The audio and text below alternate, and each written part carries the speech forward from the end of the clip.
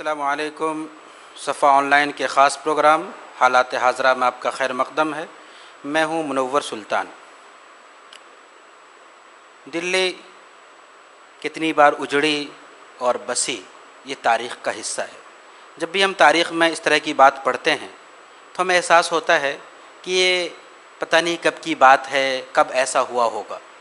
लेकिन गुज़श्ता दिनों जो कुछ हुआ उसने न सिर्फ़ उन पुरानी तारीख़ों को निगाहों के सामने कर दिया, बल्कि सही बात यह है कि देखने वालों की आँखें खीरा रह गई। ऐसा अंदोहनाक वाक़या दिल्ली जैसे शहर में, जो न सिर्फ़ एक बड़ा शहर है बल्कि हिंदुस्तान का क़ल्ब है, हिंदुस्तान का दारुल सल्तनत है, वहाँ पे जो सूरत हाल पेश आई वो इंतहाई तशवीशनाक है। नाज़रीन, ख़बरों में आपने जो कुछ पढ़ा होगा, सुना होगा, हकीकत उससे कहीं ज़्यादा है। आज हम बात करेंगे दिल्ली के उन वाक़यात पे कि वो वाक़या कैसे रूनुमा हुआ, जो हलाकतें हैं, जो नुक़सानात हैं, उसका अंदाज़ा जिन हज़रात ने काम किया है उनको अंदाज़ा क्या है, क्या तखमीना है नुक़सानात का, और इस तरह के वाक़यात ना हों इसके लिए ख़ास तौर पे मुसलमानों को क्या सोचना चाहिए, इस मौजू पे हम बात करेंगे। इस वक्त मेरे साथ मौजूद हैं एक फ़आल नौजवान जिनका असल पेशा तो मेडिकल टूरिज़म है, लेकिन वो इस वक्त एक सोशल एक्टिविस्ट और ख़ास तौर पर इंसानी हुकूक़ के लिए, आम इंसानों की मदद के लिए काम कर रहे हैं। इन्होंने वहाँ का दौरा भी किया है और करीब से उन मुतासरीन को देखा है, उनसे मिले हैं। आज हम बात करेंगे उस नौजवान से। तो हमारे साथ मौजूद हैं जनाब सिराज नदवी साहब। आइए हम उनसे मिलते हैं और बात करते हैं। तो सिराज साहब, हमारे प्रोग्राम में आपका खैर मक़दम है। दिल्ली में जो कुछ हुआ वो सबों ने देखा, लेकिन शायद हकीकत उससे कहीं ज़्यादा है। मैं बिल्कुल शुरू से समझना चाहूँगा कि आप लोग दिल्ली में रहते हैं और आप लोगों ने बहुत करीब से उन रूह फरसा वाक़यात को देखा कि ये जो कुछ हुआ वो शुरू कैसे हुआ, आगाज़ कैसे हुआ। हमेशा ये माना गया है कि पुरअमन शहर है और लोग ये कहते थे कि किस तरह के भी हालात हो जाएं, दिल्ली के अंदर कुछ नहीं होगा, क्योंकि यहाँ एक एजुकेटेड लोग रहते हैं, एलीट क्लास फैमिलीज़ यहाँ रहती है और यहाँ के लोगों को इन सब डिबेट का से कोई रिलेशन नहीं है, इनका नहीं होगा, इस तरह की बातें हो रही थी। लेकिन 23 तारीख़ को संडे का दिन था और हम लोग भी अपने एक्टिविटीज़ में थे कि छुट्टी का दिन होता है, दोस्तों के साथ कुछ जो सोशल वर्क है हमारा, उसके सिलसिले में मीटिंग कर रहे थे। अचानक दोपहर में 2-3 बजे एक ख़बर आई कि दिल्ली के कुछ इलाक़ों में कुछ हंगामा आ रही है। तो दिल्ली का एक इलाका है मुस्तफ़ाबाद, जहाँ पर प्रोटेस्ट हो रहा था। एक इलाका है जाफराबाद, जहाँ प्रोटेस्ट चल रहा था, बहुत दिनों से चल रहा था। मेरे ख़्याल से उससे 1 महीना पहले से चल रहा था जब ये हादसा शुरू हुआ। लेकिन 23 तारीख़ को ख़बर आई कि उन इलाक़ों में कुछ लोग हैं जो नारेबाजी कर रहे हैं, हंगामा कर रहे हैं। उसके बाद से अचानक शाम के टाइम ख़बर आई कि कुछ इलाक़ों में आगजनी हो गई है। फिर ये सिलसिला रात को भी ख़बर आई कि एक इलाका है शिव विहार, कि वहाँ पर आगजनी हो रही है। 24 तारीख़ को सिलसिला रहा, 26 को रहा, 26 को बहुत हद तक कंट्रोल हुआ।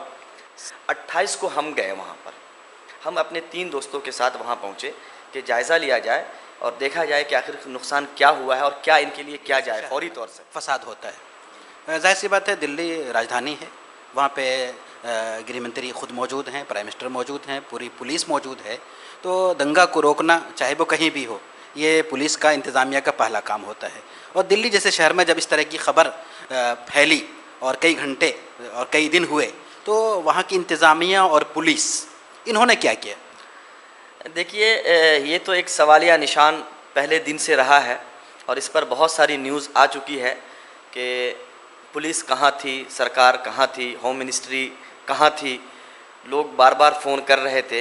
हमने जिन लोगों से बात की, हम उनकी बात बताएंगे सच्चाई के साथ में, कि हमने जिन लोगों से बात की, जो लोग इस फसाद के जद में आए, कि आप लोगों ने पुलिस को क्यों नहीं कॉल किया, आप लोगों ने सरकार से मदद क्यों नहीं मांगी। उनका कहना था कि भैया हम पुलिस को बार बार फ़ोन कर रहे थे, हमारा फ़ोन रिसीव नहीं हो रहा था, हमारे फ़लाँ पड़ोसी का, हमारे फ़लाँ चचा का, फ़लाँ भाई का फ़ोन रिसीव हो रहा था, तो पुलिस वाले कह रहे थे कि हमारी गाड़ी वहाँ पर जा चुकी है। लोगों के घरों में आगजनी हो रही थी, फायर ब्रिगेड को कॉल कर रहे थे, वहाँ से एक तो जल्दी से कॉल रिसीव नहीं होता था। जिन लोगों का कॉल रिसीव हो रहा था उनको जवाब ये मिलता था कि हमारी गाड़ी ऑलरेडी वहाँ पहुँच चुकी है, या हम चंद घंटों में पहुँच रहे हैं, चंद मिनटों में पहुँच रहे हैं, हम जिन इलाकों से आ रहे हैं वो इलाका भी इस फसाद की जद में है, तो हमें रास्ता नहीं मिल रहा है।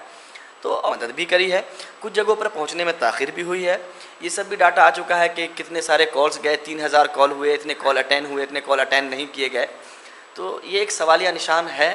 पुलिस ने मदद की, नहीं की, या जिस तरह भी की वो मीडिया में ख़बरें आ चुकी हैं। अच्छा, दिल्ली जैसे शहर में और आज के वक्त में फसाद एक दिन, 2 दिन, 3 दिन तक जारी रहे, क्या ये एक बड़ा सवालिया निशान नहीं है? बिल्कुल, ये बड़े अफसोस की बात है कि जिस दिल्ली के बारे में मैंने जैसे शुरू में कहा कि कहा जाता था, दिल्ली के लोग कहते थे, हम लोग 10 साल से दिल्ली में रहते हैं, हम लोग खुद कहते थे कि दिल्ली में इंशाल्लाह कुछ नहीं होगा, यहाँ एक लीड क्लास लोग रहते हैं, समझदार लोग रहते हैं, पढ़े लिखे लोग रहते हैं, सारे मिनिस्टर्स यहाँ रहते हैं, सारे ऑफिसर्स यहाँ रहते हैं, तो यहाँ कुछ नहीं होगा।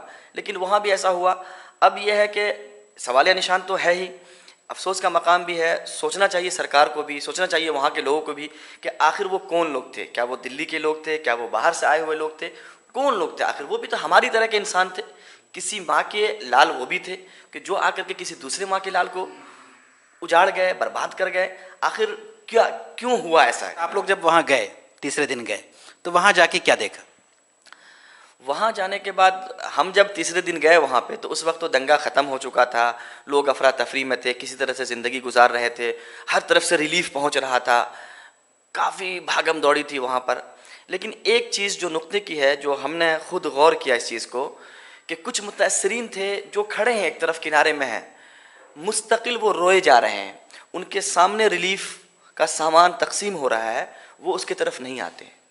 हम लोग 1-2 घंटे बिताने के बाद उनकी तरफ बढ़े तो हमें लगा कि असल मुस्तहिकीन तो ये हैं।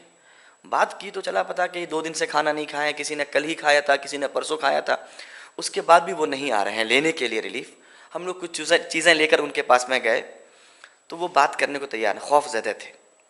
बहुत सारी बात करने के बाद, बहुत सारा तसल्ली देने के बाद उन्होंने कहा कि भाई, एक खातून से गुफ्तगू हुई, उस खातून ने कहा भाई मेरे घर में 7 लोग थे, हम 2 लोग हैं, 5 लोग कहाँ हैं मेरे? तो हम लोगों ने अंदाज़ा लगाया कि इनके घर के अफराद या मिसिंग हैं या मारे गए हैं, तो उसका एक सदमा है। नुकसान किस टाइप के हुए? देखिए, नुकसान के लिए भी हम लोगों ने बहुत कोशिश करी कि कुछ एक डाटा कलेक्ट किया जाए कि किस तरह के नुकसान हुए। घर तो जलाया गया, जो खबरें आ रही हैं कि 3000, 2500, 2000 जो खबरें हैं घरों की, हम लोगों ने कारोबार का एक डाटा जमा करने की कोशिश करी। तो वो डाटा निकल के हमारे पास ये आया कि 3 तरह के तिजारत, 3 तरह के बिजनेस मुतासिर हुए हैं इस फसादात के ज़दमा है। सबसे पहला बिजनेस जो उन पूरे इलाके के अंदर होता था, वो घरों के अंदर बेकरी का सिस्टम था। बेकरी घर में नीचे चल रहा है, ऊपर फैमिलीज रहती थी। तो जो डाटा कलेक्ट होने के बाद ये नतीजों पे पहुंचे हम कि 1500 बेकरियां इस फसाद के ज़द में आई। सिर्फ बेकरी की लागत 5 लाख से 15 लाख है, क्योंकि एक छोटी बेकरी है जिसके अंदर 3 लाख की मशीन है, 2 लाख का उनके पास मवाद है। एक बड़ी बेकरी है जिसके अंदर जो है 8 से 9 लाख की मशीन है और 5 से 6 लाख का मवाद है। तो रेशियो निकल के आया 5 से 15 लाख तक के कीमत की बेकरियां थी, जो 1500 बेकरियां इज्जत में आ गई। 1500 बेकरियां थी वहाँ पे? जी, पूरे इलाके के अंदर इलाके जो इज्जत में आ गई। उन बेकरियों से कितनी फैमिलीज का घर चलता था, ये डाटा ओवरऑल निकल के आया कि 10,000 लोग थे जो इस बेकरी से काम करके अपने फैमिली की को पाल रहे थे। उसमें यूपी और बिहार के लोग थे, सब नौजवान लड़के थे, कोई 20 साल, 22 साल, 25 साल, 30 साल के। उनकी तनख्वाहों का हमने एक डाटा निकालने की कोशिश करी, जो लोग मिले भागे हुए। उन्होंने कहा कि देखिए, जो छोटी बेकरियां हैं उसमें कम से कम 3 लोग काम करते हैं, जो थोड़ी बड़ी है उसमें 4 से 5 लोग, 6 लोग, जो बड़ी बेकरी है उसमें 9 से 10 लोग काम करते हैं। तो बेकरियों के अंदर 3 से 10 लोग काम करते थे। उनकी जो तनख्वाहें हैं वो 8,000 से 14,000 रुपये हुआ करती थी, जिसको वहाँ से कमाकर वो यूपी बिहार भेजते थे, उनकी अपनी फैमिली की ज़िंदगी चलती थी। इस फसाद की जद में 1500 बेकरी आए। 1500 बेकरी के जो मालिक थे वो बेरोजगार हो गए। इस बेकरी के तिजारत से 10,000 लोग जुड़े हुए थे, वो बेरोजगार हो गए। उनकी फैमिली का क्या होगा, ये एक है।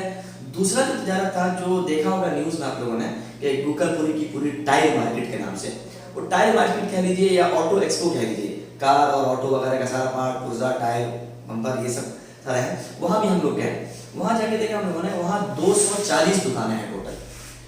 और उसमें से 50 दुकानों को 100% जला दिया गया।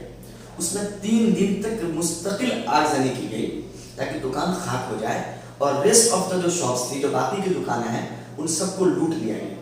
हमने दुकानदारों से बात करके थोड़ा समझने की कोशिश करी कि आपकी दुकानों का वर्थ कितना था, कितनी कीमत की दुकानें थी। लोगों ने कहा कि 5 लाख से 1.5 करोड़ की दुकानें थी यहाँ।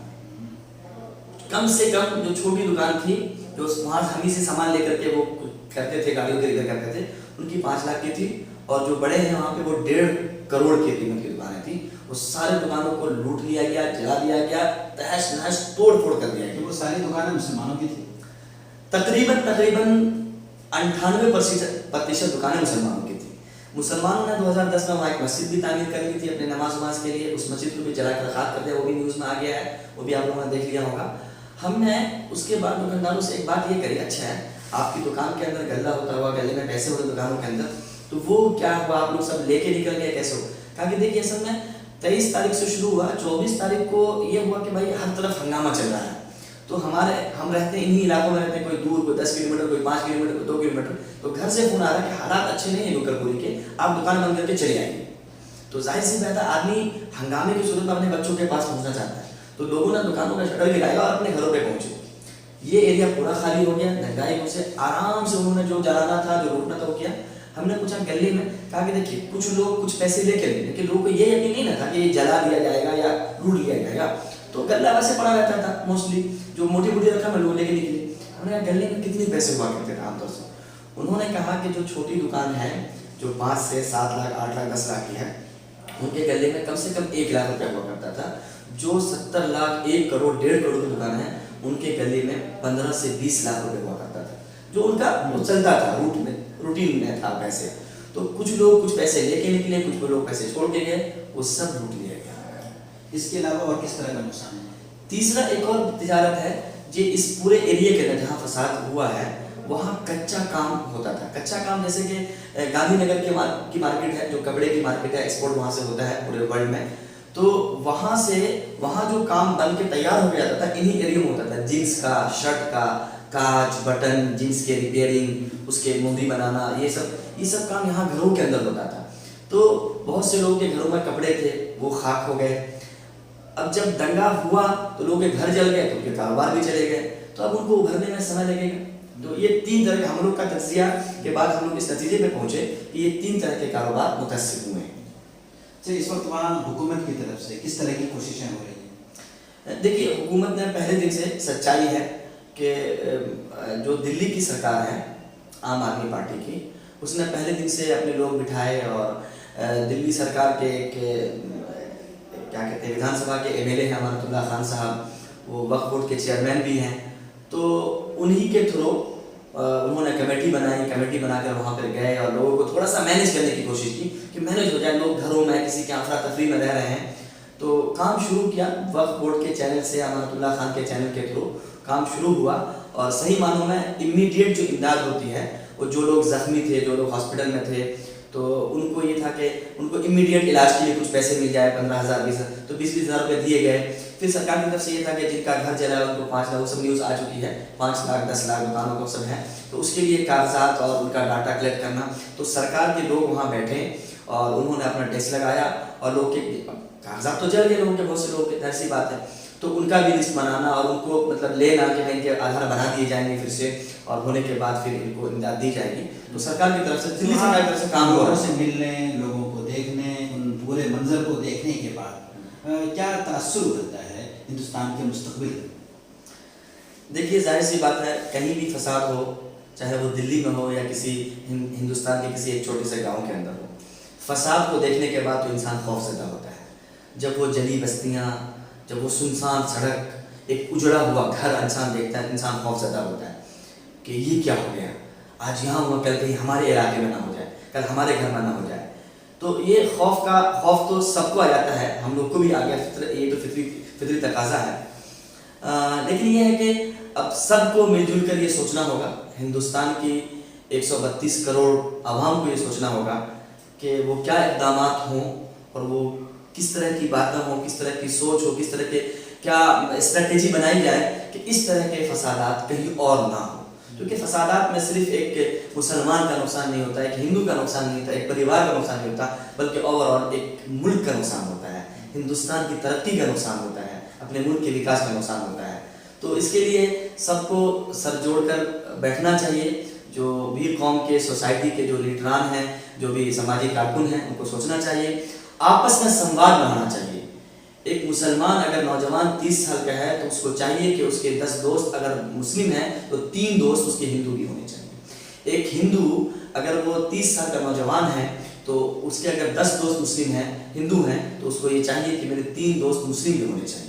हम हिंदुस्तानी हैं, हिंदुस्तान की पहचान ही इस बात से है कि यहाँ पे सारे मज़ाहिब, सारे अक़वाम, मुख्तलिफ़ ज़ुबानों के बोलने वाले लोग मिलजुल कर रहते हैं। लेकिन जब इस तरह के फसादात होते हैं तो कहीं ना कहीं हमारे हिंदुस्तान पे सवाल उठता है। वो हिंदुस्तान जो एक गंगा जमनी तहजीब के लिए जाना जाता था, हिंदू मुस्लिम एकता के लिए जाना जाता था, वहाँ पर इस तरह के फसादात हो रहे हैं।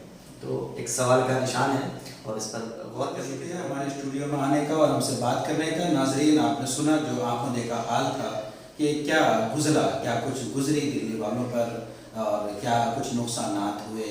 अब हमारे लिए यकीनन ये एक सोचने का सवाल है, सवाल निशान है, लम्हे फिक्रिया है कि सोचें कि आइंदा कहीं भी इस तरह के वाक़यात न हों और इसके लिए हर एतबार से तदाबीर करनी चाहिए और शायद आइंदे के लिए हमें ज़रूर सोचना होगा।